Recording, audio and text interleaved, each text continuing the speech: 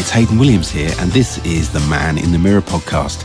It's a podcast where each week I talk to a male guest about their life, about work, about some of those key items on their bathroom shelf, those things they can't do without. And we cover self-care, self-image, and what the guest really thinks about the man that stares back at them in the mirror. A slightly different episode this week, self-care very much the theme. And I'm chatting to one of the co-founders of a charity called Father and Son Day. And it's Daniel Marks. Along with Jack Dyson, he founded Father and Son Day in 2014. Now, it's a charity that supports the Royal Marsden cancer charity. And both Jack and Daniel had testicular cancer in their younger days. And once they were a bit older, they decided to do something about it. And Daniel will tell us much more about the charity, some of their collaborations and supporters, and will tell me a bit more about the very personal side of it and why he decided to get involved and what he decided to do. It was great to meet Daniel. We met at the office of a PR company called Massey Style. As you'll hear in the podcast, Acqua de Parma are one of the charity partners and they work with Father and Son Day. So I'll explain a bit more about that. Daniel has another job. He's a very senior executive in the communications industry. He's been working in it for over 30 years now and works with people such as Donatella Versace, has worked with Tommy Hilfiger in the past. So he can definitely call on some kind of high-level friends in the industry to help out and add a little sprinkle of stardust on what Father and Son Day is all about.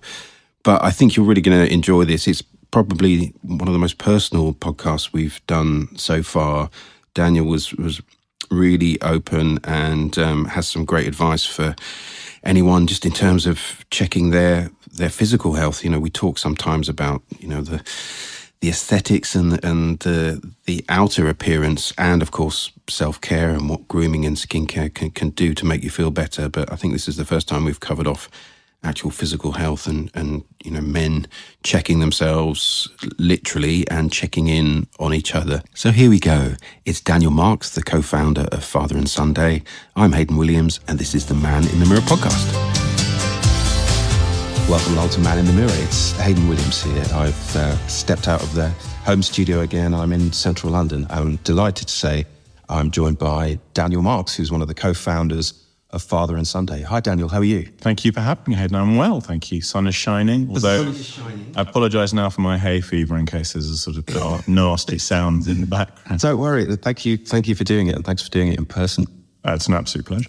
So on Man in the Mirror, we often talk to founders and people connected with the world of fragrance and grooming and journalists. But one of the other things we cover is self-care. And I just thought the story of Father and Son Day and your charity, I think there's a really nice fit where, we talk often about now, looking after our mental health and men, getting much more attuned to that. But I think actually some of the stuff around actually our physical health, we're not always so good at talking about. And, with Father and Son Day, I think it's a charity that's talking about, cancer and men's awareness and doing a really amazing job there. So I wonder, first thing is, why did you set up the charity in the first place? What was the impetus to do that? So when I was 17, I had testicular cancer. Right. At the time, I'm from a family of 4 brothers, and my father,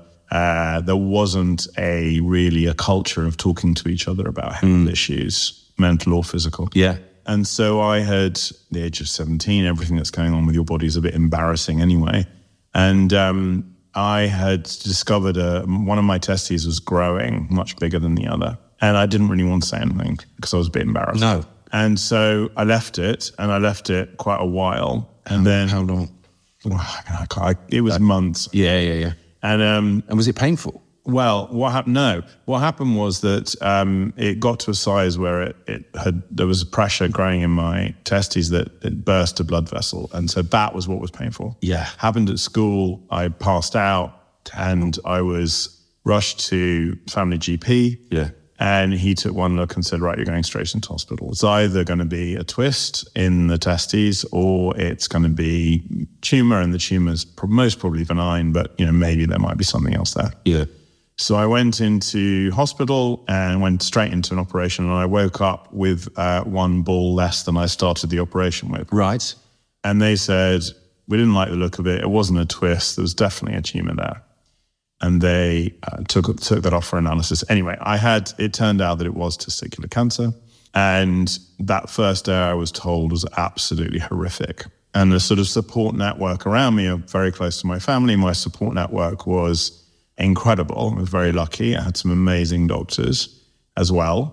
But what I realized then was, what I realize now looking back on it, was that there was not the kind of openness which might have allowed me to have discovered it a bit earlier or mentioned it earlier or caught it earlier.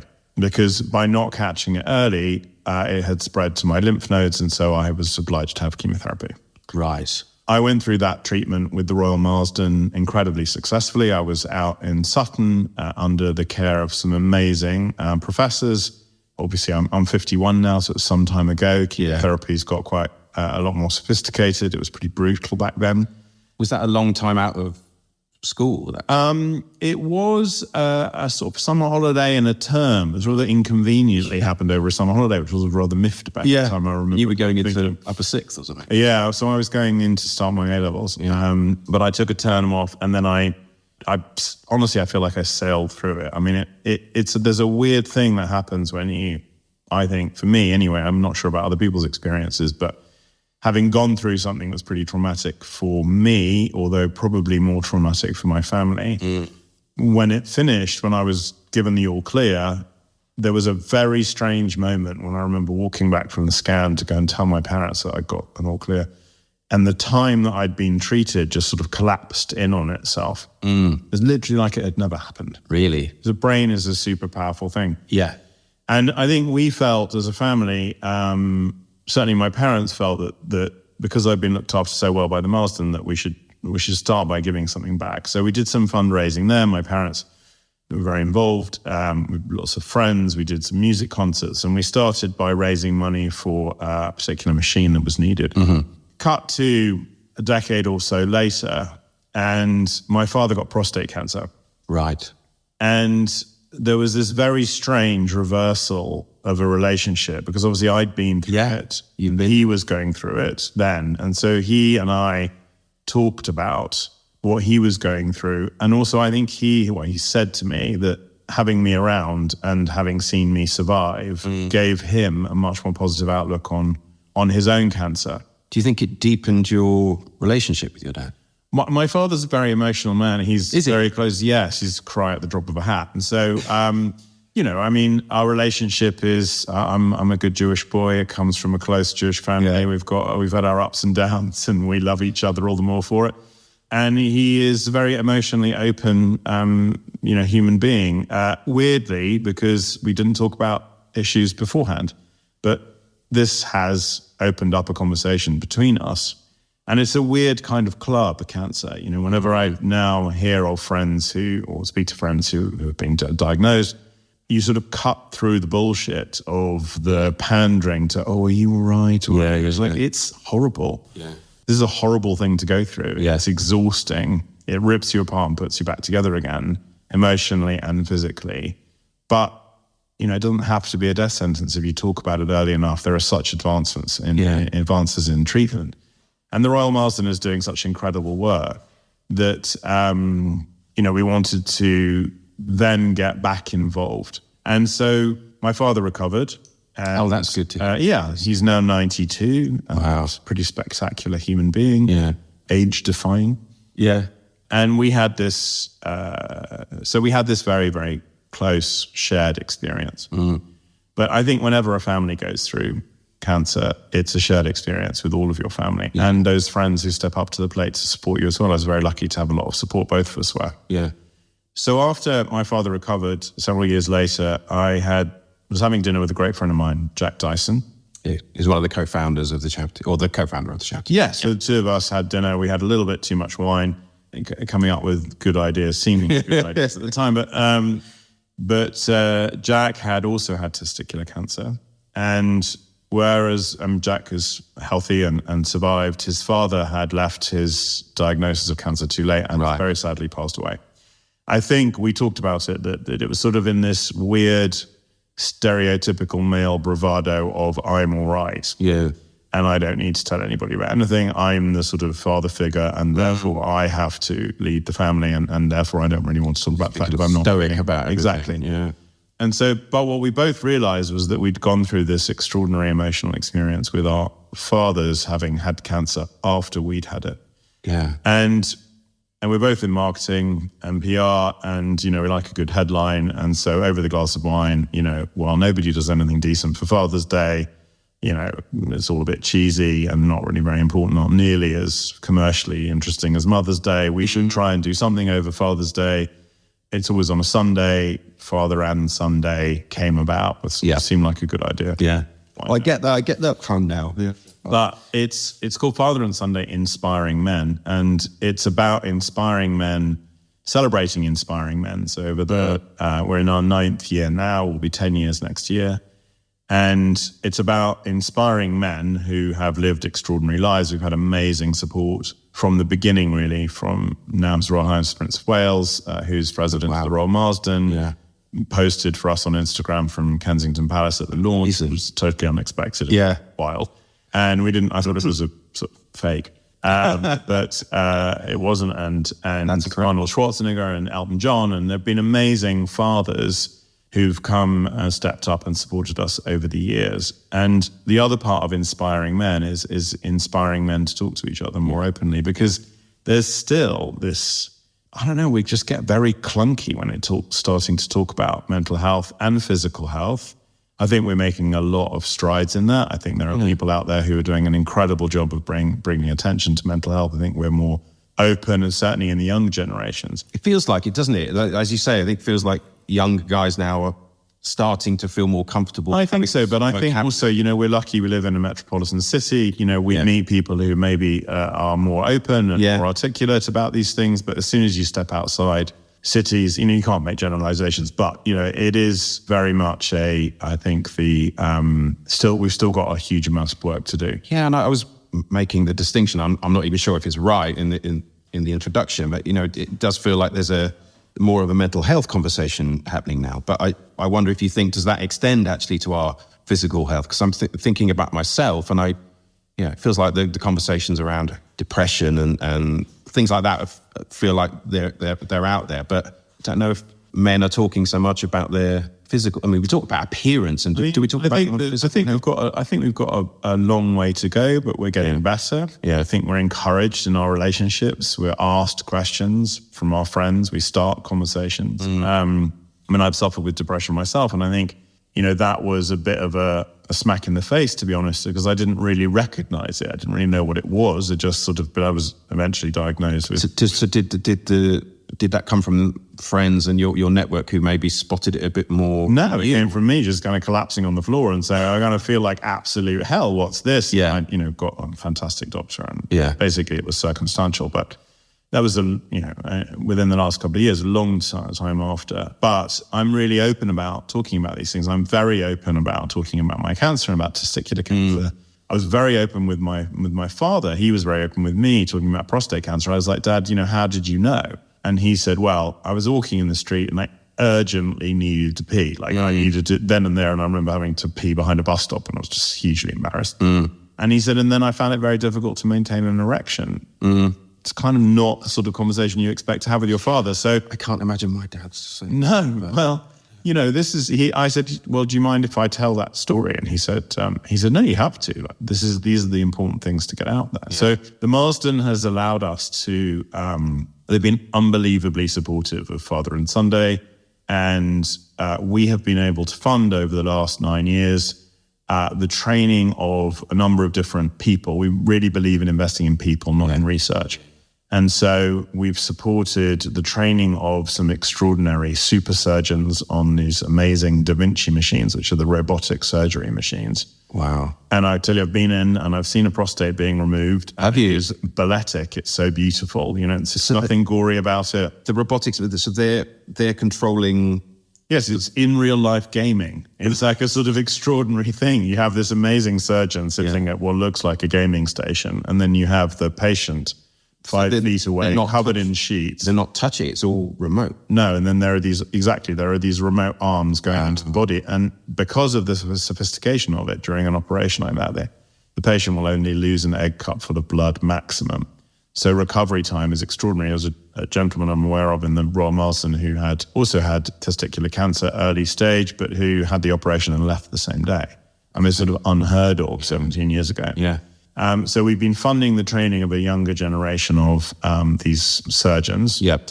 And then we've also invested in training for mental health support for young men, because when going through cancer, when I was treated, with great respect to the Royal Marsden, that part of the treatment was archaic. A very sweet lady came to my bed and said, how are you feeling today? Which is a sort of complicated question to ask when you're being treated for cancer. Yeah. And I said, well, not great. And she said, oh, well, why don't you just fill out this form and tell me, how, out of 10.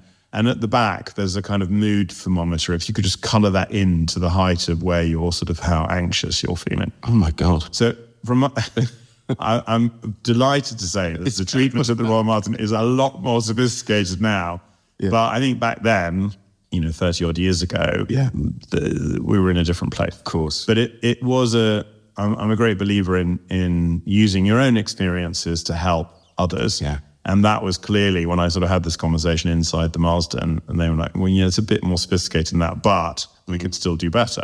So now there's incredible nutritional support, there's amazing mental health support, and our fundraising helps that. But I think because of our connections in the fashion industry and the luxury beauty industry, we're also able to get quite a lot more PR than some of the other campaigns that the Marsden operates. And, since Jack and I founded it, the charity, we've been joined by our amazing friend James Massey, who has an incredible PR agency and represents some amazing luxury brands. And he's very kindly hosting us today. He is. Thank you, James. Yeah, thank you very much for having us, James. Lovely to be. We're surrounded by swim shorts. We are. I think we're in the Vilebrocan Acqua de Parma Centre. And I'm not going to put some on.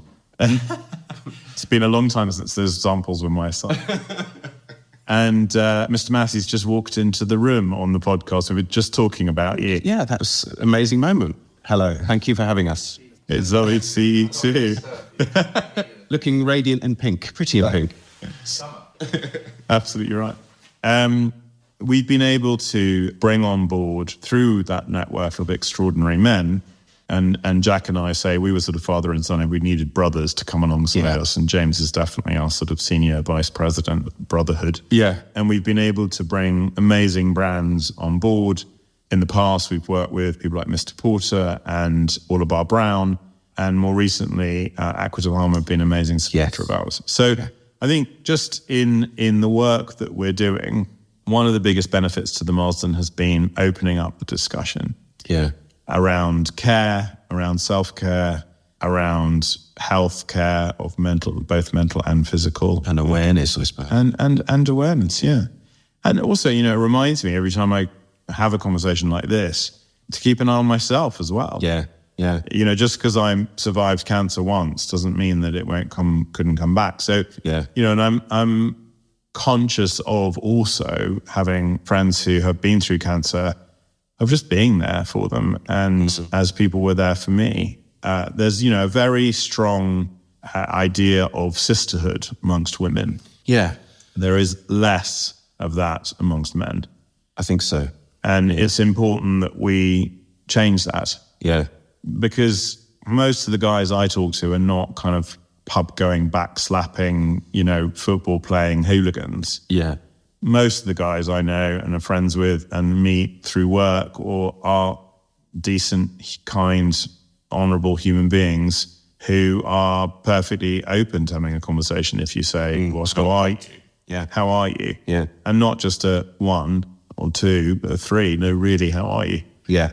I think what you were saying about the charity, it struck me, I love the fact that the money goes to something quite tangible, and you've been able to see the benefits in real time of what the fundraising is doing, rather than you're saying some more kind of nebulous research, which is amazing. Research is absolutely fundamental, but it is quite extraordinary when you shake the hand of somebody who you've been able to help in their career, and you watch them kind of operating a machine, or they talk you through how they've been helping somebody from a mental health perspective. And this is incredibly rewarding. I mean, I'm like James, also work in marketing communications, and we're in the people business. And so, people make a difference. And I think for us, certainly for me personally, the professor who treated me, who's since retired now, so obviously I'm ancient, he's even more ancient, was an incredibly warm human being who it wasn't just sort of treating me like a name and number on a piece of paper. The mental health team had a bit of a way to go on that. Yeah. And so when you meet people who are looking after other human beings, I just find that incredibly rewarding. And ensuring that this conversation stays open and that there's no sort of taboo around it. Really. I don't see why there should be. Just silly. It's just some ancient, awkward social construct. Yeah.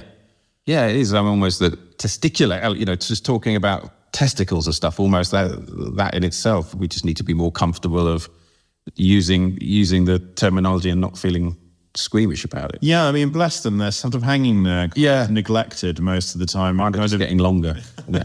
It's droopier, I think. But, I mean, we both hit 50, everything starts to head south. But I think it's, in a way, breast cancer has become much more mainstream. It's had very public support. It's had very high profile women who have been through it. And having a breast exam or a smear test has become sort of a normal thing for women to go through in terms of general healthcare housekeeping. Does every guy check their testicles? I don't know. I mean, the thing I learned was when you're in the shower in the morning, or if you're having a bath with the warm water around, your testicles become a little bit softer, and you can gently sort of play around with them and, feel if you've got any lumps or bumps. And if I do, get the lumps and bumps looked at. It's not a particularly complicated thing to do. No. And, hopefully you're washing down there anyway. So, you can do it to the pros of hope. Would hope. I think the listeners of Man in the Mirror, I think are... I know. But the trouble is I grew up in a family of 4 boys, sort of various nasty smells. And my poor parents emanating from God knows what. Yes. I've got a 14-year-old, so there's similarly weird smells in our house. It's just one of those byproducts of growing up. No, it's interesting. And, I mentioned before we started the podcast, I was doing some of those checks a couple of weeks ago and found a lump. And now I got seen by my GP, and that's led to some blood tests this Friday and an ultrasound next week. So the doctor made me feel comfortable that maybe it was more like a cyst or something like that. But I think, probably hadn't been as good at checking as I should have been, and I definitely felt something was not quite right. And it's definitely, in sometimes you think, am I imagining it? Is it just the sort of normal form of the testicle? But it definitely wasn't. So I'm glad I think you've got to do the right thing and check these things out. I mean, let's see what happens. I mean, listen, I don't think it's a right or wrong thing. I think it's an essential thing. It's just, this is the housekeeping that you have to go through. Yeah. Young or old, testicular cancer is a cancer that affects young men as well. So, I think for me, that was the big thing. At 17, you're like bouncing off the walls. Nothing really stops you. You've sort of, the world is your oyster.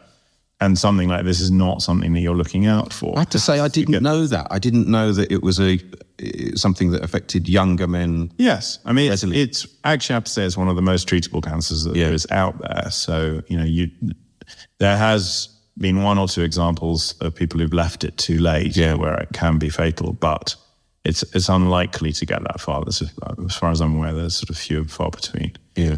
But I think, it all comes into the bracket of great self-care. Yeah. If you're going to use a great moisturizer on your face, why the hell aren't you sort of checking everywhere else on your body? If it's important to you that you look great, dressed well, beautiful shirt, vibrant skin, if you've got something going on under your boxer shorts that you're not quite, it doesn't get the same care and attention. Totally. Why? You put it like that, makes absolute sense. And I think it's certainly crude to think about, different cancers or different problems being in the spotlight. But I think you're right. It feels like sometimes we get to hear more about, certainly breast cancer and certain ones. But I think the fact that you and Jack both have a sort of communications and PR background and can kind of put a bit of showbiz to this and make it, make the Royal Marsden, do nice dinners and make sure that there's kind of profile to it. That's really useful, because I think sometimes, these things can be a bit dry, and it's, actually the fact that you can kind of do some nice events and raise the profile of the charity must be, they must be thrilled, because, it's 9 years now, and it's a lot. Listen, it's incredibly rewarding for both of us. And I think when we set out to launch this, we both said, listen, if we can make a difference to one person, then we would have done something good. Yeah. So I remember in the early days, we did a big article with the Sunday Times Style. They've been brilliantly supportive. It was an interview, I think, with Richard Madden, who's also one of our ambassadors, amazing actor. Yeah. A friend of mine, her husband was in a group of people that were talking about various health issues and partly about grief. And she told me that there was a gentleman there who had always been rather quiet in this group. And he said, I want to say something. And he stood up and he said, 3 years ago, my son died from cancer and I haven't known how to articulate it. And I've been lost and so upset, and I haven't known how to process it. And this weekend, I read an article in the Sunday Times talking about how to be open around male cancers. And it made a massive difference to me. And I mean, we would not have known that had an impact unless we happened to have had someone else sitting in the room at the same time. And that, for both of us, I still find it, the hairs on the back of my neck go up, and I still find it really emotional that what we've done by virtue of our jobs and just going out there and trying to do something had an impact on that man. I've no idea who he is. I've no idea what he went through. But he said that he had felt like it was a message from his son to pull out of this depression and to go and do something about it, and to go and do something in his son's name, and to go and raise money for charity, or to go and just talk to people more openly about it. And for both of us, that was mind-blowing. Yeah. So the fact that we've been able to help more than that, which is to raise money, is amazing. But that inspires us both, and James and everyone involved with the charity, every day. And every year when we come around to Father's Day, which is sort of when the anchor date is for Father and Sunday, I'm reminded of that. In interviews like this, talking to you, I'm reminded of that. And so I feel sometimes like having been through cancer wasn't such a big deal. I know it's a really strange thing to say, but when other people have cancer and like, this tragedy sort of comes out. Yeah. It's a horrible thing, but I kind of think, well, no, actually part of this is in your own attitude to it. And you haven't let it define you. Well, I don't know if I agree with that. I think it's such an important part of my life. Yeah. And at the time, at 17, it also, frankly, sorted my friends out. It was sort of, there was definitely wheat and chaff. There was a sort of moment of like, people who stepped up to the plate because they could and wanted to, and then others who just didn't know. I mean, I think now I'd be a lot more respectful of those people who couldn't quite manage it. I was thinking that when you said about being 17, I wondered how your friends, and thinking about my son who's nearly that age, how they were. And so that you said that there was some that kind of... Yeah, I mean, it definitely bonded me much more closely with a few very few of my great friends who are still great friends who sort of stepped up then and were unbelievably supportive. I think at the time you're a bit more brutal about those people that don't, a bit more judgmental. I think I'd be a bit more understanding now. Maybe that's to do with growing up. Yeah. That not everybody can cope with this. And I think if there is anyone out there who's listening who has been through cancer and they have had friends who found it difficult, it's not that friend's fault. It's just a different way of being able to deal with things like this. And not everyone can articulate it or communicate their feelings in the same way, even if it's, that support, Rob. Say people sometimes don't know the right thing to say, and so choose to say nothing at all.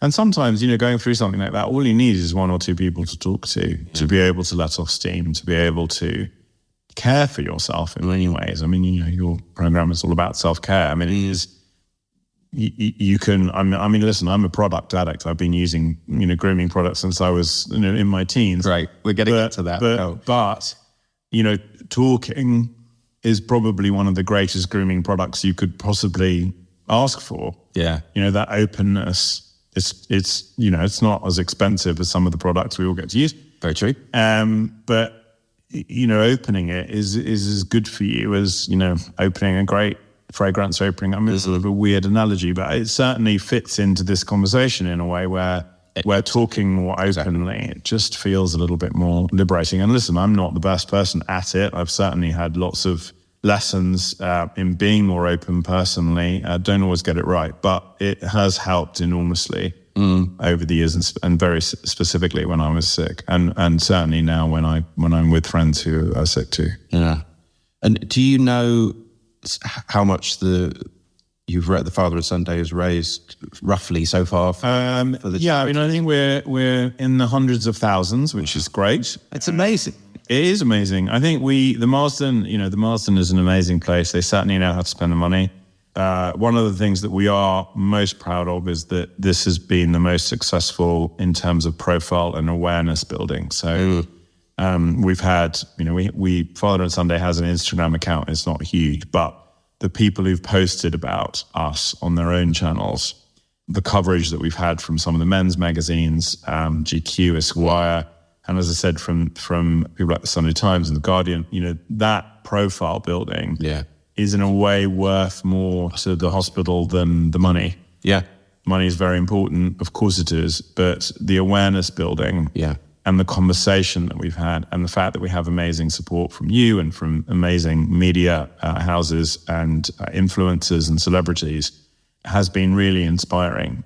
And, we've had some incredible people support us, but it's, from our perspective, I think it's both the money raise, but also very, very, very satisfying and very encouraging, really inspiring for the future to know that there's the profile rating as well. And actually, I think, even in the name of it, of father and son, I think that's a really interesting conversation and shines a light on a relationship that isn't always. Yeah, and I think we're very conscious that it's a very masculine, heteronormative kind of construct, father and son. Yeah. And that actually there are so many. It's an interesting conversation. There's different relationships. There's people who aren't close to their fathers, and so that's why we to have children. No, exactly.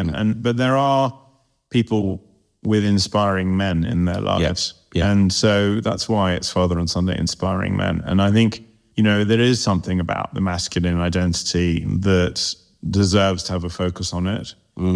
We are, thankfully, an open society, however you want to identify, however you choose to identify. That's absolutely, it's extraordinary that there's still a long way to go, but it's extraordinary that we're a bit more open to a society like that. But at the same time, in this world, there's a simplicity to the fact that men don't talk about health issues. Yeah. And so that doesn't mean that this is only a conversation between fathers and sons. It's between anyone and someone who has perhaps somebody who identifies as a man in their life who wants some help, or who's not feeling themselves, or who's not feeling well, or who just feels a little bit quiet.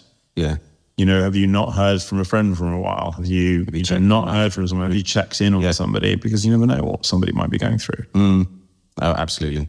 Well, look, we will return to talk a little bit more about Father and Son Day, but as you teased slightly earlier, part of Man in the Mirror is to talk about, and it was like I was set up. It's beautiful. To talk about products and just the idea of this figurative kind of bathroom shelf and some of the key items. Again, just to have a conversation around products that work well for you that you might recommend, because it feels like a conversation sometimes you might have with a barber in the barber's chair or mates or something. But I never sort of feel like I'm hearing contextual conversations about, this has been great, this isn't so good. So hence the reason for Man in the Mirror, and to talk a little bit about morning and evening routines and some of the key products in your arsenal. Yeah, so we've talked a lot about the patriarchy of our family.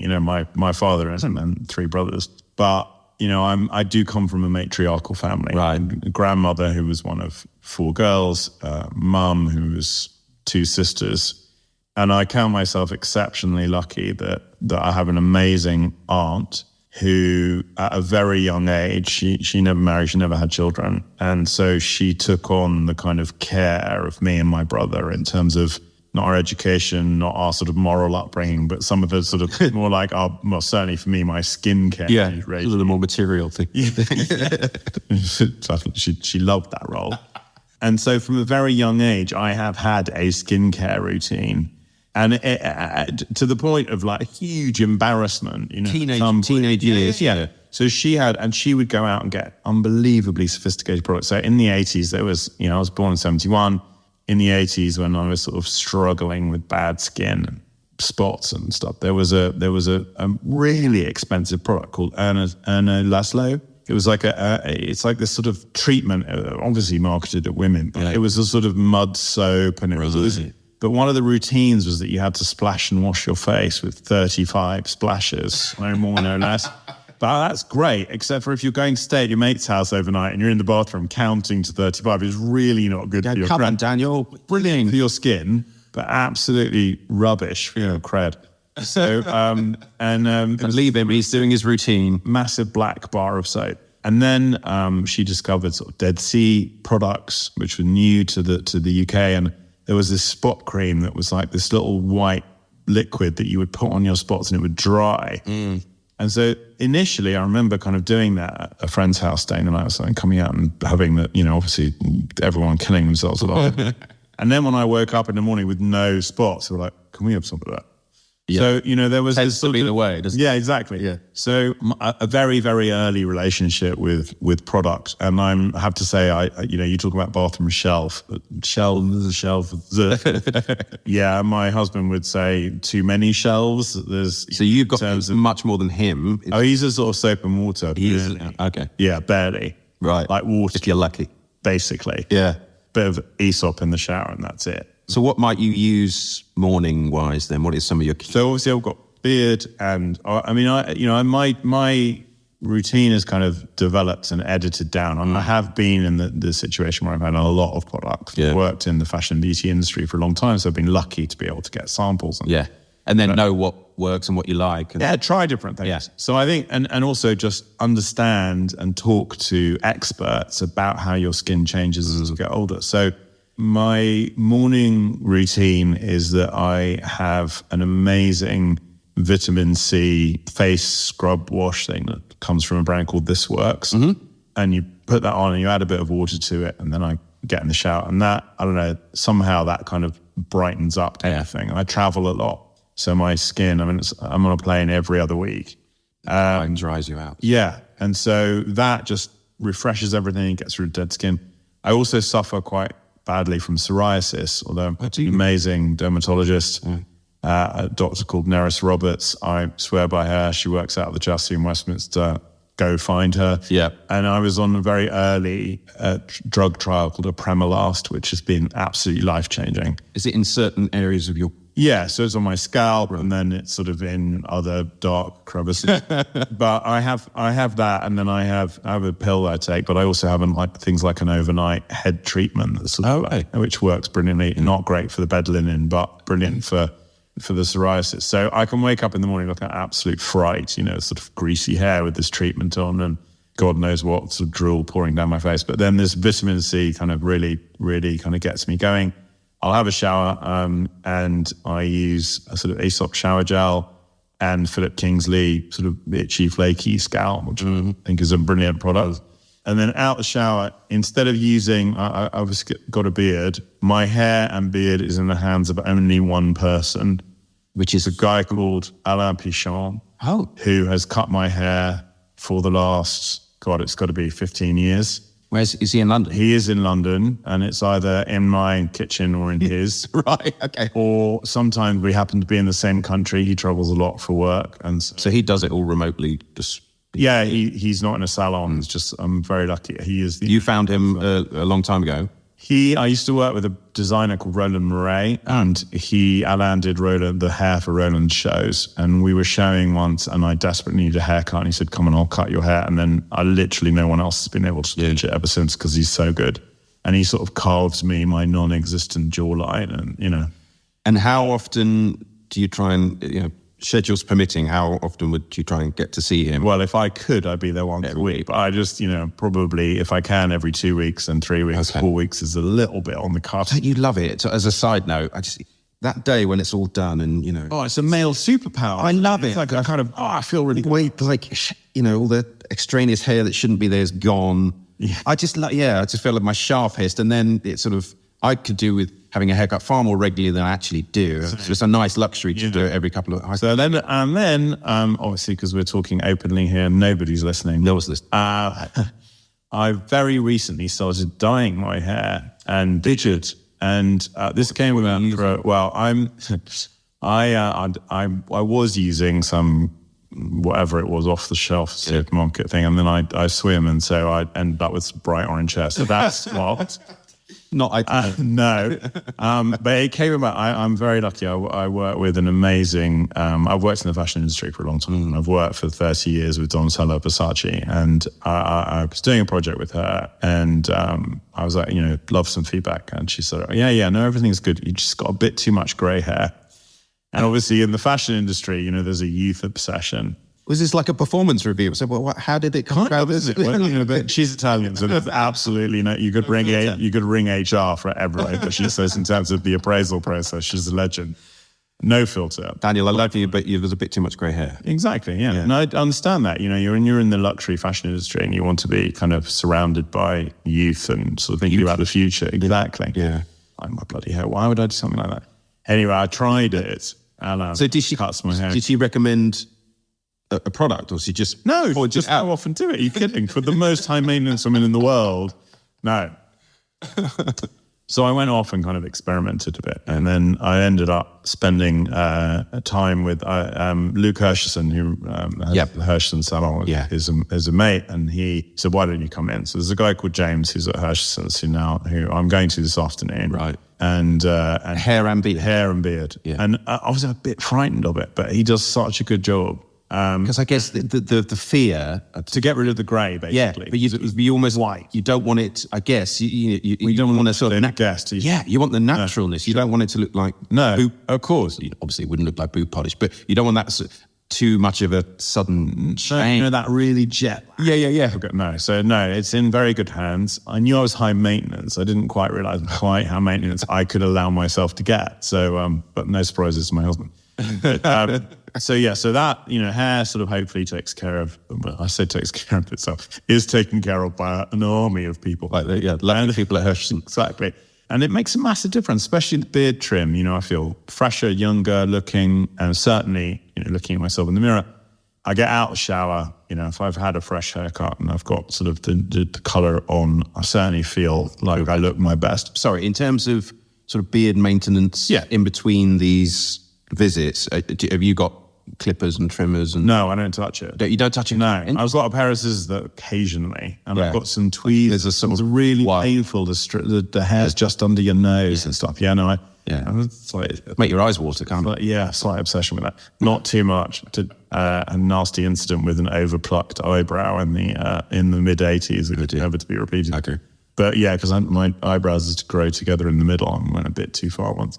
Yeah, so I think, that a little bit of a trim. I'm really about the kind of maintenance of my beard with oil. So I clean my face with an oil. I have an amazing, amazing woman who occasionally I have a facial with, but called Barti, Vyas, who's sort of a legend. She started in the 80s. She and her daughters, they closed up shop now, but they have a product. She has a product range. It's called Barti Vyas, and it's a face oil. Right. And instead of using a soap, I'll use an oil and then rinse my face. And I've just find because of the traveling and my age and things, the oil. And that gives more moisture. Yeah. And also then I use then also the Acqua Parma beard oil to kind of give a softness. So that beautiful smell you get from that as well. Yeah, exactly. Yeah. And that's lovely. And you get so many compliments, people who kind of come over and give you a kiss or whatever, and to say hello. And they're like, your beard's really soft. It's funny, it's such a good point, because I think, maybe it will come on to fragrance itself. But actually, what you don't want is fragrance in certain areas, but then people coming in for the kiss with the beard and it's smelling a bit funky and off. So lunch. Yeah. Or cereal. Tuna sandwich or something. Nasty. Yeah. I do occasionally, if I've sort of had some cereal in the morning and oat milk or something. You get a little reminder of it. Yeah, and you wash that off. But an Acqua Parma product. Yeah, so that, and then I'm really not afraid of men's makeup, I guess. I'm not an extreme way. Yeah. I'm not sitting here with a full face of makeup, but I have Daniel definitely isn't.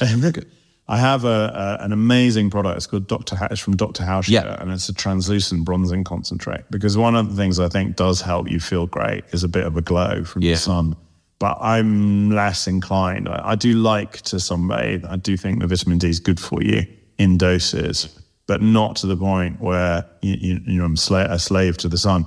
And yet, so I'll use a bit of this. I've used it for years, Dr. Haushka bronzing concentrate in your moisturizer just after the oil. And that I find is brilliant. You can get it pretty much anywhere. Amazon sell it. Get it in John Lewis.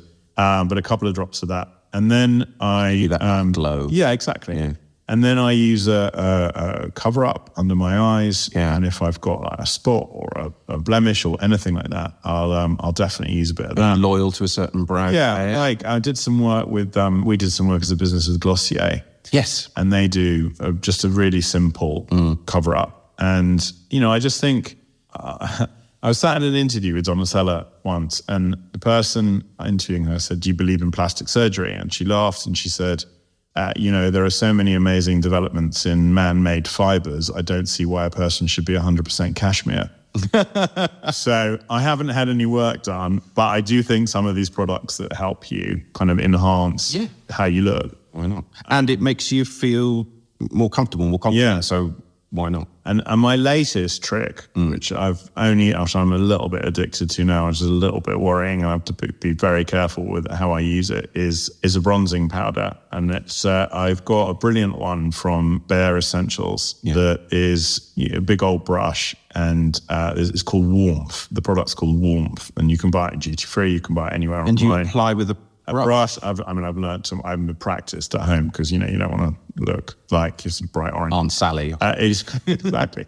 Old school rep. And all back to Dave Guest. Yeah. But I found that has been super helpful, especially when traveling. Even the complexion, or just give just to give a bit of a glow. Yeah. Sort of put it on my face with a big brush and just sort of don't put very much on. And just give it a once over, nothing special. I've got no technique or any of those things. So a bit of cover up under the eyes, cover up a blemish, and then a bit of the bronzing thing. And then for me, fragrance has always been, I have a really, really emotional relationship with fragrances over the years. I started off with Polo, Ralph Lauren, the kind of classic teenage fragrance, the green bottle. Very entry level. Yeah, I bought it. I got my nephew to buy it.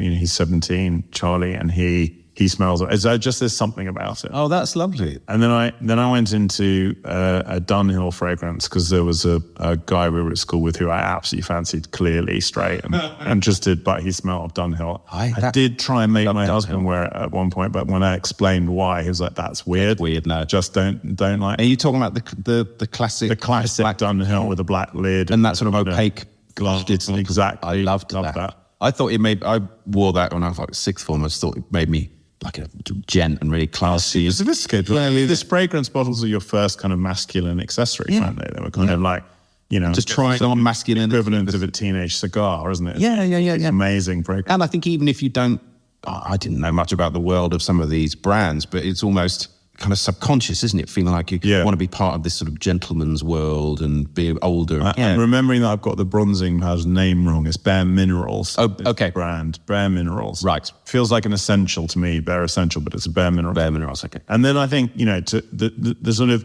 end of my fragrance journey has ended up in two places. And I think, I've got sort of, three actually. I've got three kind of go-to fragrances, and I never thought I would have that sort of fragrant wardrobe. The first is Chanel Sycamore. It's a limited edition that Chanel produced, and it is absolutely incredible. It's not their run-of-the-mill fragrances. It's a lot more expensive. I had a great friend who worked at Chanel who gifted it to me once, which was hideous because of course now you got it, and I have to buy a few of them, which I do because I don't feel quite right ringing up all the time. Occasionally I'll say, "I'll run out," but now I've taken to buying it myself, but using it in sparingly. I've always loved Annick Goutal's Eau D'Hadrien. Yes. It's just, there's something about it that reminds me of, being a kid in Paris and trying to pretend to be sophisticated and walking across the shop and kind of smelling it. And it's a beautiful. I've got a great girlfriend who wears it as well, but I recently reinvested in it. And, such a rating. And then I'm lucky because of James, and because of our relationship with Acqua Parma, the Colonia club that we've got is also one of my go-tos. I'm not just saying that because they're supporting us. They're being very supportive. The Acqua Parma fragrances are just, there's something really, I just feel dressed when I'm wearing it. Totally. And for me, that's the whole point of those fragrances. It's like, if I'm going to pay attention, it sort of echoes the conversation we were having about taking care of your testicles. Yeah. It's like, if I'm going to feel properly dressed, I'm lucky enough to have some amazing clothes because of the people I work with, good haircut, good grooming. But if you don't kind of smell nice, or there's not that opportunity to it just feels like a finishing touch. Yeah.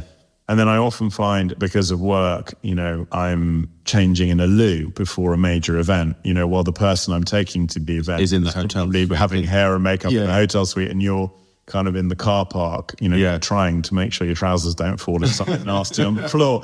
But fragrance allows you to kind of pretend like you've had sort of 3 hours in the spa. And then the less regular things are things like face masks or things. I think I use a brand called 111 Skin. Yes. In fact, on the podcast, someone else, Ashley Clark, mentioned 111 Skin. Yeah, so they do these under-eye depuffing little strips that you put on, or the sort of those weird-looking kind of face masks that are sort of saturated with God knows what, and you lie there for 10 minutes. If you've got 10 minutes spare, 15 minutes spare, you lie there with one of these things on, looking like an absolute idiot. But I have to say, they're good.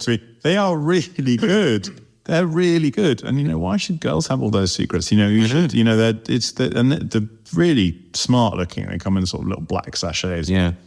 And you can get them now with like LED features, because there's some really advanced. I get that algorithm on Instagram. I think Instagram clearly knows I'm a product addict, so it serves me like anything it can think of. And most of the time I'm a sucker. I haven't gone for the LED light mask. I don't even know what the deal is about what it does. Well, paid attention. One of the things is having psoriasis, one of the things that was very effective to get it under control was light therapy. And yes. And that was amazing. But because I've had cancer, I couldn't do very much. Right. So I think that I always think of the bit like a sunbed or those LED things. I always think, is it really good for you? The thing I'm absolutely rubbish at is wearing an SPF. I should be. But I've got a little bit of sun damage on my forehead, but not massively visible. But that's one of the lessons I need to learn. Do you try and stay out, you saying with some of the bronzing products, do you stay out of the sun? Well, I'm married to a man who tans in about 5 seconds. Right. We go on holiday and we come back and people say, oh, that's a shame. Did Daniel not get to come with you? Was he working in the room all the time? Literally mean. And so he'll say unhelpfully halfway through the holiday, it's not a competition, No. And then he's roasting with barely anything on his skin, and he just goes a perfect color of brown. Yeah. I go various stages of pink and maybe a healthy glow at some point with a couple of nasty burns, always traveling with Biafine, Yes. A great friend of mine, Alison, introduced me to Biafine in Paris once, and she runs Net-a-Porter and Mr. Porter, so you listen to what she says. You certainly do. And I bought this, buy it by the truckload if ever I'm in Paris, and that's been a lifesaver for the burns.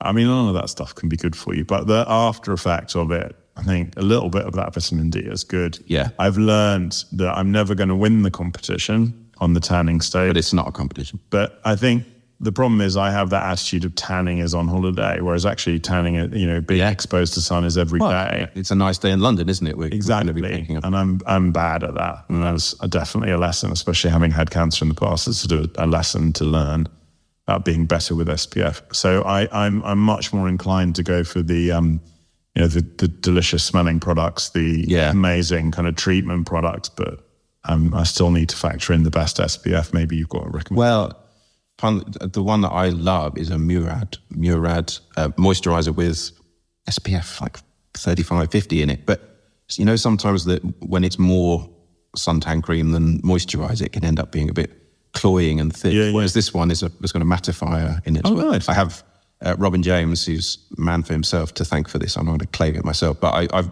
since he mentioned it on the podcast last year. I've been buying it, and it's thin enough that it feels like a moisturizer that absorbs. I get that. Thank you very much. Give me the name of that. I mean, it's interesting for me because the product recommendation, the products that I do use, a lot of them have come from having conversations with other men. Weird, but quite nice. Yeah. So it could be quite a bonding thing, I think. Well, yeah. I mean, listen, I worked with a guy who recommended the Bare Minerals, bronzing powder, because both of us had to look like we've slept for 2 weeks when we haven't. Yeah. And as a friend, Jonathan, and he recommended it. I was like, because he turned up in the office, I was like, you look great. You look like you've been on holiday for a week. What have you done? Here's the product. Yeah. And then he'll always take the mickey out of me because, if I go into a meeting with him and I look a bit tanned, he's like,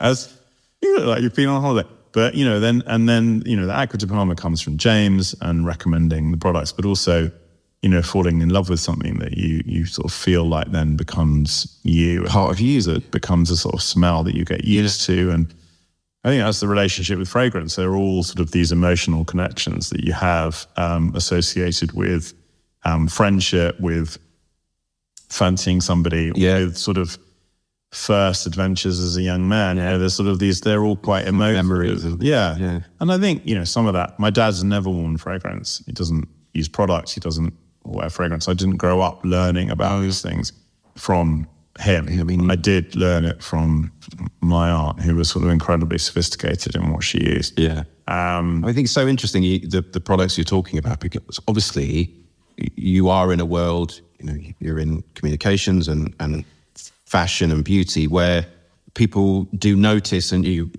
fortunate to have access to great opinion or great products and things, but you are on show, aren't you? It's like people, Donatello or whoever it might be, are whether you like it or not, are taking notice of the clothes you wear, of your skin and all these things, where for some people maybe, if you're working from home all week or you're in a role where that's not the case, but you certainly... You do care about it, but you probably... I do, but I think also, for me, wildly superficial human being that I am, looking good makes me feel good. Yeah. And let's put it this way, looking my best. Yeah. So, I don't think that's superficial. I think there's a truth. It feels like, yeah. And I grew up pretty uncomfortable about the way that I looked. Did you? Yeah.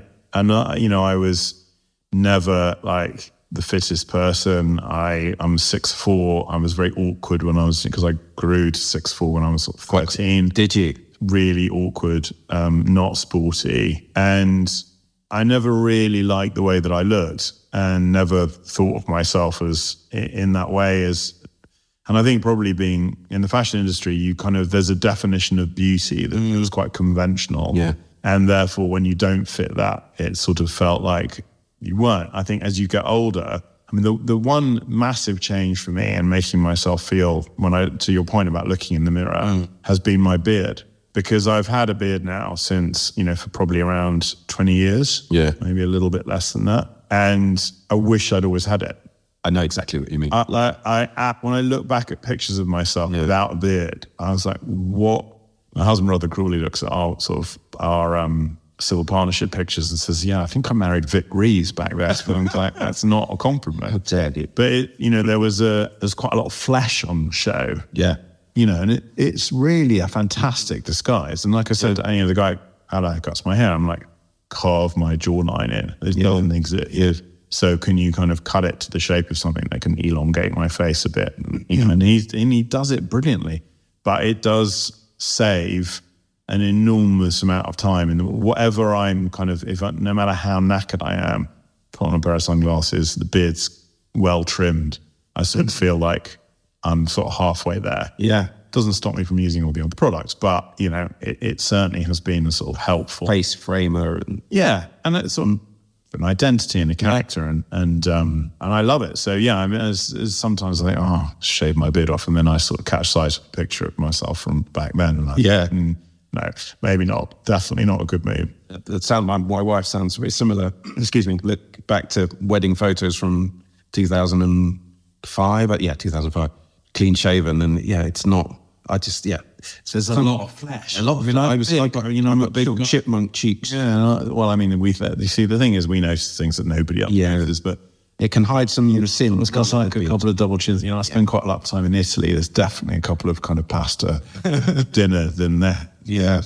overindulgence on good food. Well, we'll talk a bit more about the man in the mirror in a second, but just in terms of Father and Son Day, how can listeners get involved? So Acqua di Parma are selling their club set for us at John Lewis, and proceeds from that are going to Father and Son Day. And that's available online as well, isn't it? It is, yeah. And how can listeners really help? I mean, first of all, you can go to the Marsden, and this year we're building up to our 10th anniversary next year. We're going to have a really big program of activity, I hope. This year we're a little bit quieter while we sort of gird our loins, pardon the pun. Supporting Acqua di Parma would be amazing. Going on to the Marsden, there are plenty of places you can donate across their charities at the moment. And they have Just Giving pages, and we have a Father and Son Day Just Giving page. It's been a little bit dormant for a while, but because we've had some amazing private donations, which go straight to the hospital, so that's always possible. Yeah. And if anybody wants to know more about that, they can contact you, and then let us know. People have been unbelievably generous. But honestly, people can help the most by just checking in. It sounds a bit trite, but checking in on themselves, but checking in on a guy that they, a friends and family. Brother, dad, and just making sure they're all right, and just, asking them if they've, checked themselves, have they been for their health checks, have they taken care of themselves in the way that they should. And I think, ironically, also probably the way that most of those men out there are taking care of other people. Yeah. So, if they're doing that for others and they're genuinely gentlemen and kind, why don't you apply those same things to yourself as well? So, from my perspective, fantastic if you want to get involved, if you want to see how you can support the Marsden, if you want to donate, if you want to, treat yourself or someone you love to something from Acqua di Parma for Father's Day, or for a special guy in your life or somebody who inspires you. Amazing. But check in on yourself, most importantly. Very well said. And actually, at the end of the podcast, I'll mention a little prize giveaway that we're doing on Man in the Mirror, where there'll be an Acqua di Parma Colonia Club set, and I'll explain all the mechanics of that, but and also a way of the links to donate to the Royal Marsden and Father and Son Day. So there'll be a bit more about that at the end. Thanks. It's really kind of you. Oh, my pleasure. And Daniel's, I mean, we kind of feel like we've covered some of this already about appearance and how you feel about yourself, but the name of the podcast is Man in the Mirror. So I wonder, how do you feel about the man that looks back at you when you have a look in the mirror in the morning? And are you comfortable with what you see? And I guess that can be, a sort of internal thing or a more superficial thing. It's a multifaceted response depending on the time of day, the week, the year. I mean, I don't think there's a kind of uniform. I would love to be one of those. Maybe I wouldn't. I'd love to be one of those people that just was uniformly felt a certain way about themselves, but it just doesn't happen. Of course. So I sometimes, if I'm been traveling too much, I look in the mirror and think, God, you look knackered. You need to just stop a little bit. I'm not very good at that. And I guess your job is your job, and it's requiring you to be in different places, and it's not a huge amount. But I think I've come through depression in the last sort of 18 months. And I think I was looking at the mirror then, not feeling at all self-aware, not feeling grounded, and feeling super anxious. And so what I saw in the mirror now, I would recognize as something I didn't particularly like, that in a way was sort of shouting back at me to take care of myself better. And I wasn't necessarily listening. And so now good lighting helps. But I'm comfortable with the way that I look. I'm got my new Tom Ford glasses on, which they're I'm great. Excited about. I love those. Great. A friend in America had them, and I was like, I think it's a really strong frame. Classic. Yeah, it's a classic Tom Ford pair of glasses, and so I quite like those. And I feel a lot better about myself this afternoon after I've had the dye job. So. And in terms of, we don't always talk about clothes, but do you feel like you have a certain uniform? Are you a guy that likes, to wear a lot of black, or have you got certain colours that you think work for I'm a bit of a navy blue addict. Yeah, me too. I find it very difficult to move away from navy blue. I spoke to someone, sorry to interrupt, it'll be on one of the other podcasts about from the fashion industry, and he said, most men's, I'm paraphrasing, but men's clothes are all about navy blue, and I didn't realise. I love, denim and navy blue is my thing. But he said, oh, yeah, that's just the guy's colour. Well, that's probably so in the fashion industry, for work, I tend to wear a lot of black. Yeah. Very practical. Yeah. And also because I tend to be looking after somebody who's very high profile. And so you want to be sort of neutral. So sort of dropping back a bit in terms. A bit. It's quite hard when you're 6'4" and built. Brick shit. Pardon, excuse my language. But the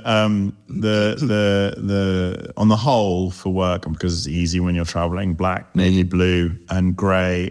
But I love clothes, and so I'm a sort of probably mildly addictive collector of clothes. Yeah, I mean I've got a lot. And it's terrible, really, but I love it. And I will fall in love with something from a clothes perspective. So I'm going to a family wedding this weekend. Oh, okay. And I've just bought a beautiful kind of plum-coloured silk Dries Van Noten suit. I'm really excited about wearing it. I'm really excited about wearing it. Silly, so silly. But, I've got a beautiful navy blue, double-breasted Versace suit that was made for me. Wow. Privileged. Yeah. Yes. Lucky. Very privileged. And it's got these wider leg trousers. And I really like those kind of wider leg trousers. I'm tall. I think you can probably get away with it. Yeah. But I'm also a bit of a Uniqlo addict. Yeah. Great basic. The kind of things I was just in there before I came to you. And I bumped into this guy called Jim Moore, who was the style editor of GQ. Really? In America. I mean, achingly stylish guy. And it was literally just a coincidence. And he was like, oh, there's a black jacket, a work jacket downstairs. I think they've got one left in your size. I ran to go and get it because he told me I should go and get it. I was in a stretch. Great recommendation. And then I was just like, oh, well, how come you're here? He said, oh, I support, a couple of the ambassadors for Uniqlo. And then Roger Federer walked in. It was just like a weird, just absolutely weird moment. I was at a hotel on Tuesday, and he was Roger Federer was there. He's obviously in town, so he did clearly. And then he was clearly shopping in Uniqlo. So I quite like that kind of mix of got a big old stack of either Uniqlo or M&S t-shirts. M&S addict as well. I think their menswear is really improved and brilliant. But obviously, then my work uniform, but also what I love is Versace. I've worked for them for nearly 30 years, and so I'm lucky to have some of those incredible things. And I have gone a bit rogue with some of my Versace stuff. So I do own a kind of silver embroidered wrestling belt that comes out on occasion as a cummerbund. Right. Sort of legendary. Wow. I own a neon pink suit, which there was an internal memo that went out at Versace before a fashion show to say, please could all staff wear black. But because I'm a consultant, I didn't get the memo. You literally... So I turned up at this fashion show to kind of seat press, and literally the in neon pink, and the sort of opposite what everyone was wearing. And thankfully Donna said I came out and just burst out laughing. And I said, listen, I can go and change. And she said, no, Versace, this is black. Brilliant one-liners. And so I love my job allows me to take on different, I suppose, guises. When I've worked with different brands, it's a real honor to wear different clothes. And it sounds like you can be a bit more playful with it as well. Yeah, and a bit of a chameleon. Yeah, I think. But if you ask me to get dressed, come and see you today, it's always going to be a kind of black or navy basic, a black or navy t-shirt. And, if I have to pack in a hurry, that's sort of what goes in. And I think, the not being afraid of kind of some of the man-made fabrics and stretch fabrics, certainly for traveling. So this is a theory suit from Uniqlo, and it just serves it just goes everywhere. Yeah. It comes out of the suitcase, you look like $1 million. And also if you're hot or cold, and it just seems to work. Right. And then, and I'm not afraid of a jazzy accessory. So, there's always an inappropriate sort of sneaker somewhere. You strike me as someone that's actually has found, a really good style that works. I think, I guess what ends up suiting you. Yeah. I guess I've because of being in the industry, I spend a long time watching dressing and watching other people get dressed, and so you can see. And I sort of tend to play that role in my family as well. Or my mum was just 80, and she's like, "What should I wear?" And she'll ask you. Yeah, and I love that. That's great. And I love that conversation around clothes and dressing. I've never seen it as something that's superficial. I've always seen it. Both my parents are in the fashion business. My father was in retail. Oh, really? He was a children's wear designer. Yeah. And so fashion has always been part of our world. Yeah. And something that is just something really beautiful and lovely and to appreciate. It doesn't always mean spending a fortune, but it means showing a bit of care and consideration and not feeling like that's superficial in any way. And finding what style works for you. And, it just happens that I've ended up working in an industry where you can be judged in about 5 seconds flat if you're not in the right shoes. But, you know, so, you know, I think, and that is, it's interesting. And, you know, having been in the fashion industry for 30 years, there's a code of uniform heart to the fashion industry, which is actually quite simple. And so, you know, there's a lot of the industry women and men who spend a lot of time saying, oh, it's this suit and then that suit and then this suit and that suit. And you'll find that they themselves wear exactly the same shaped jacket. And if it's guys, like this guy from GQ, I bumped into, you know, black blazer, black jeans, black polo shirt, and a pair of sneakers. Yeah. And I don't think I've seen him in much that's different. You know, even when he puts on a tuxedo, it's sort of a similar cut. He knows what suits him. Yeah.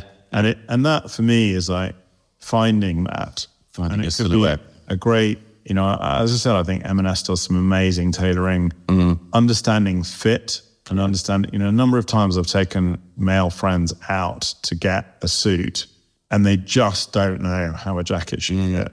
And I've just picked up from my nephew a suit from Suit Supply, who I think do an amazing job for that sort of younger audience, but they, you know, properly tailor the suit. And, you know, he's learned what suits him. Great.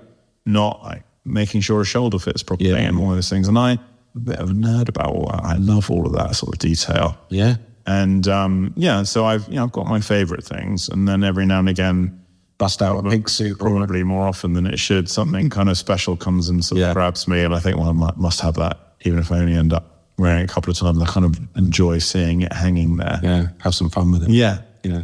And finally, Daniel, what are the things that make you happy? It's another big question.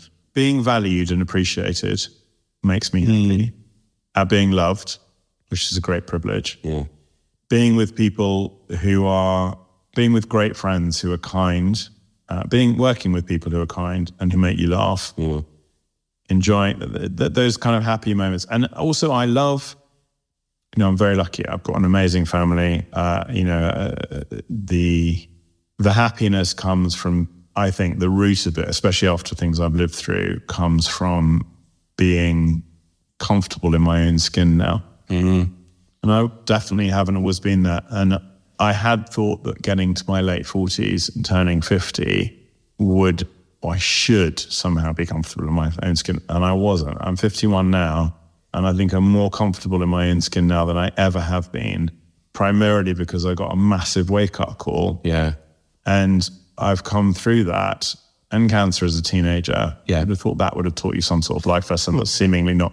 But lately, you know, now being 50, about to be 52 in August, the happiness has come from just being comfortable in my own skin.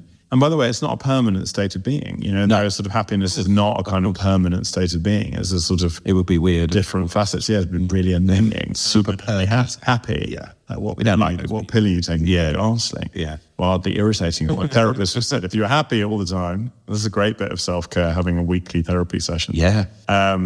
And yeah, she and I were talking about how irritating it is with people who are permanently happy. Something's got to be wrong. It's not natural.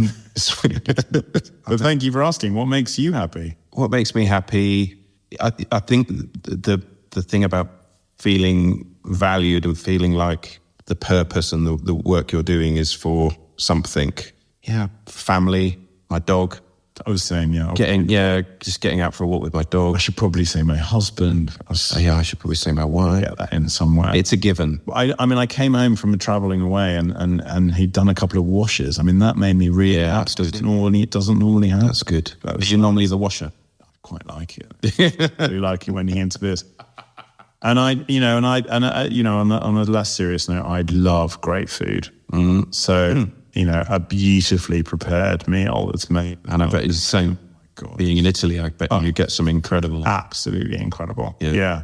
There's a penne arrabbiata, which the hotel where I stay in Basic makes, which will make me happy. Glass of red wine, penne arrabbiata made by this guy in the hotel who does room service. I mean, it's not like a nasty cheese sandwich. Bring it to the room. Yeah. I mean, hotels make me happy. Oh, there's a list. Yeah.